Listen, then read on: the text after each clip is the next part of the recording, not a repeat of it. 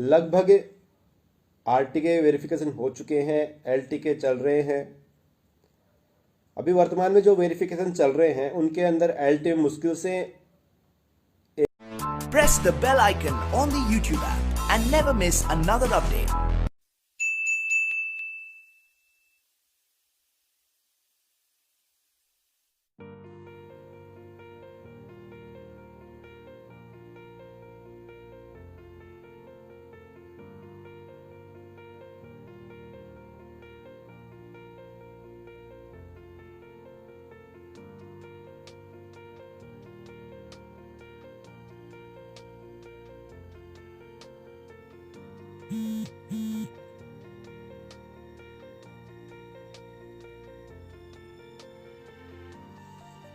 नमस्कार साथियों,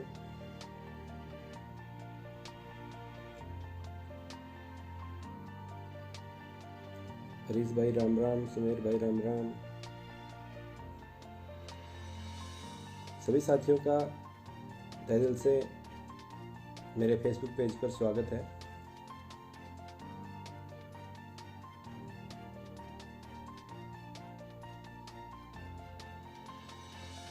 साथियों, अब देखो अपन करते हैं मुद्दे की बात। साथियों, पहले आप लोगों को एक बात बताई गई थी कि जो रजिस्ट्रेशन लिस्ट है वो जारी करवा दी जाएगी। वो आज जारी करवा दी गई है। काउंसलिंग ने 20 तारीख का नाम लिया था, लेकिन सैटरडे संडे की वजह से वो लेट हो गई, लेकिन वो आज प्रयास करने से आज वो जारी हो चुकी। आज दिन में मुलाकात करी रजिस्ट्रार साहब से, उन्होंने जारी करवा दी है लिस्ट वो। साथियों, अब आप खुद देख सकते हैं कि बाहर वाले कितने आए हैं, आप लोग कितने हैं।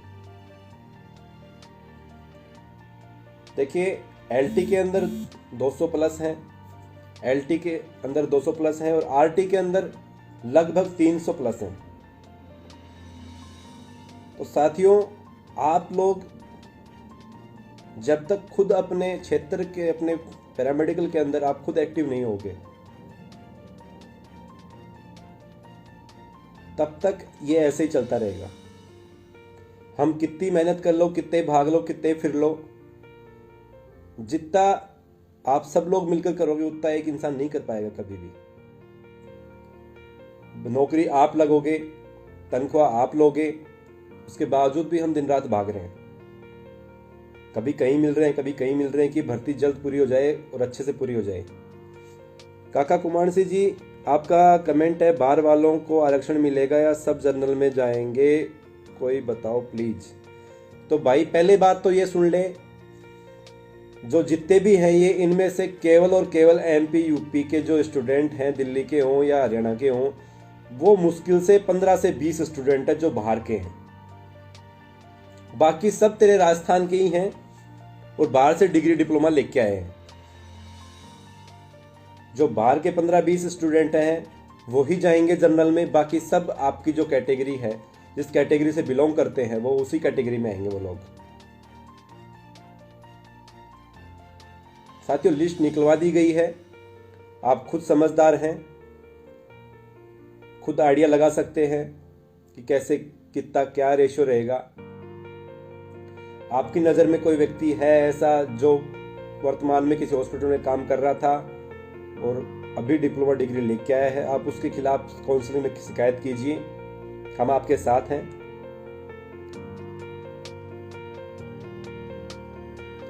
दूसरी बात, लगभग आरटी के वेरिफिकेशन हो चुके हैं, एलटी के चल रहे हैं। अभी वर्तमान में जो वेरिफिकेशन चल रहे हैं उनके अंदर एलटी में मुश्किल से एक दो बंदा मिल रहा है रोज का। आरटी में जरूर 5-7 मिले हैं, ज्यादा नहीं है, मुश्किल से 20 बंदे मान लो एलटी के, 50 बंदे मान लो आरटी के। आप लोग, कुछ मेरे भाई कह रहे हैं कि आरटी में सबका नहीं होगा। साथियों, सबका होगा, लेकिन उसके लिए आप सब लोगों को घर से उठना पड़ेगा।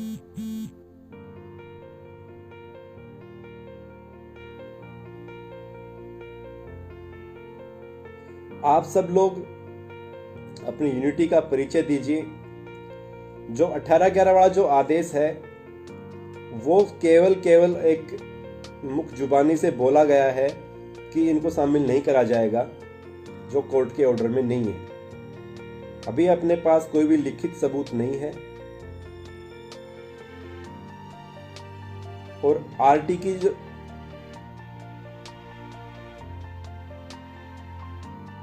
सुनील भाई रुक जा, भी प्रोविजनल लिस्ट के लिए रुक जा, भी टाइम लगेगा उसमें। आरटी का लगभग वेरिफिकेशन हो चुका है, जितने बंदे थे वो मिल चुके हैं।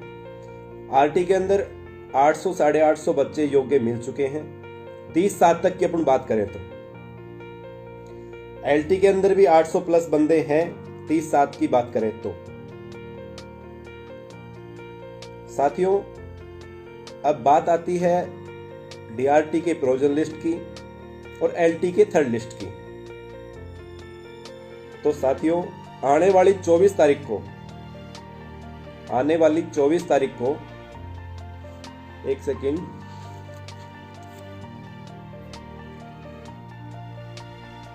आने वाली 24 तारीख को आप सब लोग साथी मिलकर अधीनस्थ बोर्ड पहुंचे। डीआरटी की प्रोविजनल लिस्ट निकलवाने के लिए और एलटी की थर्ड लिस्ट निकलवाने के लिए, और साथ में 30/7/2020 वाला फाइनल वेबसाइट पे लेटर जारी करवाने के लिए। सतीश पूनिया जी, मैं भी यही कह रहा हूं, 30/7 होगा तभी भला होगा। अगर 18-11 वाला कहीं से अगर कुछ गड़बड़ हो गई तो ये मानिए आप 300-400 बच्चे आरटी में घुस जाएंगे और 250-300 बच्चे एलटी में घुस जाएंगे। जो आप खुद उठा के देखें एक बार, वर्तमान में जो लिस्ट निकाली गई है उसमें 30/7 के बाद कितने रजिस्ट्रेशन हुए हैं और वो उनमें से कितने फर्जी हैं।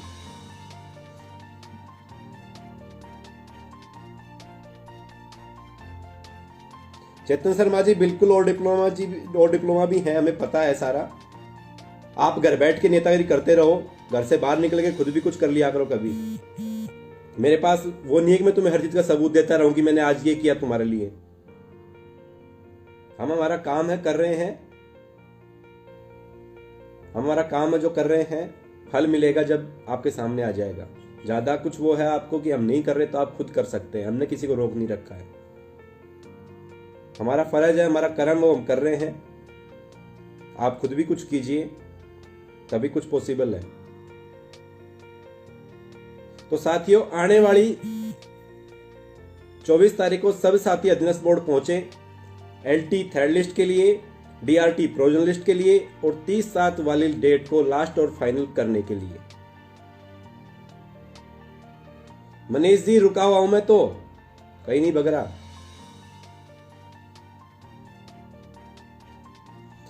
अशोक जी, अदर स्टेट वालों का रजिस्ट्रेशन कैंसिल करवाने के लिए आप लोगों को खुद को जागरूक होना पड़ेगा। आप खुद लोग, आपके क्षेत्र में कहीं भी कोई ऐसा काम कर रहा है व्यक्ति जो यहाँ पे नौकरी कर रहा था और अचानक से डिप्लोमा लेके आ गया, आप उसकी सूचना काउंसलिंग को दीजिए।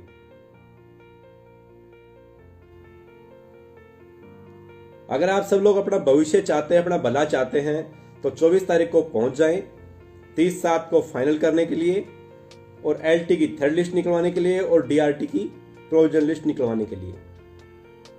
साथियों, अधीनस्थ बोर्ड का कोई भी विश्वास नहीं है वो किस ऑर्डर को क्या मान ले। जब तक कोई भी लेटर पे नहीं आ जाता है, वर्बली कुछ भी कह सकता है कोई इंसान। एलटी में जिन भाइयों का वेरिफिकेशन नहीं हुआ है वो सभी भाई तो कम से कम आ ही जाएं, और आरटी में तो सबका वेरिफिकेशन हो चुका है, वो थर्ड प्रोविजनल लिस्ट निकलवाने के लिए आ जाएं। क्योंकि ये भर्ती जो लेट होगी, अब आगे जो लेट होगी, वो सिर्फ और सिर्फ आपकी कमी की बदौलत लेट होगी। हमने कोई गुनाह नहीं किया था डेट बढ़वाकर, सिर्फ और सिर्फ बेरोजगार साथियों को इस भर्ती में शामिल करवाने के लिए हमने जो प्रयास किया था, हमारा सफल रहा था, और अभी भी हमारा प्रयासरत है हम इस भर्ती को जल्द और अच्छी तरीके से पूरे करवाने के लिए। सभी भाई 30/7 बोल रहे हैं, लेकिन आप लोगों को साथ उठ के आना पड़ेगा मेरे साथियों, आप सबको उठ के आना पड़ेगा। हम हमारी तरफ से 100% दे रहे हैं, अगर आप 50% भी दे दो अपनी तरफ से तो बहुत है।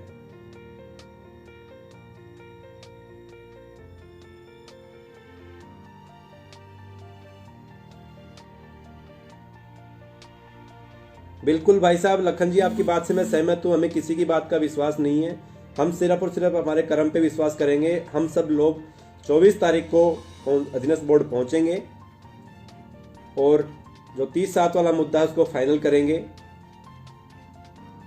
और डीआरटी की जो प्रोविजन लिस्ट है वो निकलवाने की पूरी कोशिश करेंगे।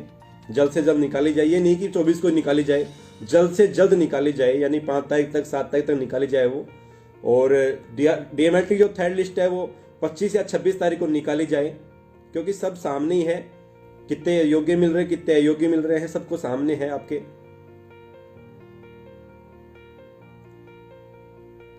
मेरा दोबारा यही कहूंगा कि 24 को सब साथी आ जाए। आज के दिन काउंसलिंग का स्टूडेंट मेरे को कहीं भी नहीं दिखाई देता है मार्केट के अंदर कि कोई भी काउंसलिंग का स्टूडेंट इस भर्ती को लेकर कहीं किसी के पास जा रहा हो, कहीं किसी से मुलाकात कर रहा हो। सबसे दुख की बात है ये, सबसे बुरी बात है ये। आरयूएचएस के साथी मेरे साथ घूमते रहते हैं, जहां भी जाते हैं मेरे को बुला लेते हैं, मैं उनको बुला लेता हूं, हम सब मिलकर काम कर रहे हैं। लेकिन काउंसलिंग के स्टूडेंट, क्या तुम सिर्फ और सिर्फ दुनिया की लात खाने के लिए बचे हुए हो क्या?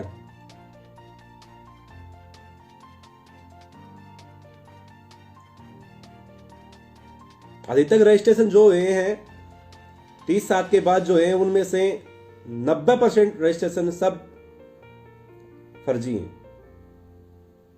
अपनी नजर में वो फर्जी हैं, डॉक्यूमेंट्स के आधार पे वो सही होंगे, लेकिन वो सबको पता है फर्जी हैं वो।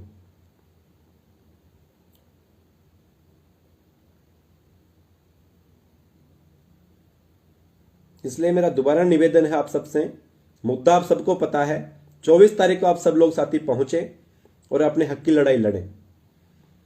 दूसरी बात, अब काउंसलिंग के जो एग्जाम चल रहे हैं उनके बारे में बात करते हैं। अभी तक जो एग्जाम है सारे सही तरीके से हो चुके हैं, 1-2 पेपर और बाकी हैं, वो भी अच्छे से हो जाएंगे। जिस प्रकार से उम्मीद थी काउंसलिंग से हमारी, उसी प्रकार के पेपर आए हैं, अच्छी बढ़िया बढ़िया क्वालिटी के पेपर आए हैं। उम्मीद है कि रिजल्ट बहुत अच्छा जाएगा अब की बार। और आप लोगों के जो प्रैक्टिकल है वो मकर संक्रांति के तुरंत बाद आपके प्रैक्टिकल स्टार्ट करवाने के हमारे पूरे प्रयास हैं। और जिनके डिप्लोमा के एग्जाम बाकी हैं उनके 5 या 10 के बीच में डिप्लोमा के एग्जाम स्टार्ट हो जाएंगे, सेकेंड ईयर वालों के। और फर्स्ट ईयर के जो एग्जाम हैं वो 20 जनवरी के आसपास स्टार्ट हो जाएंगे, 18-19 वाले बैच के। ये फाइनल है साथियों अब तक का।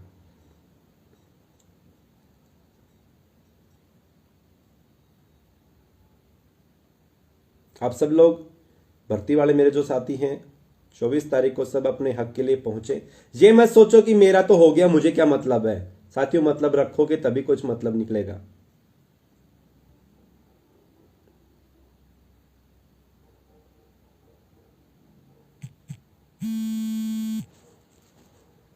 आप सब लोगों से मेरा दोबारा निवेदन है, 24 तारीख को पहुंचे आप सब लोग। जय हिंद, जय भारत, जय पैरामेडिकल यूनियन।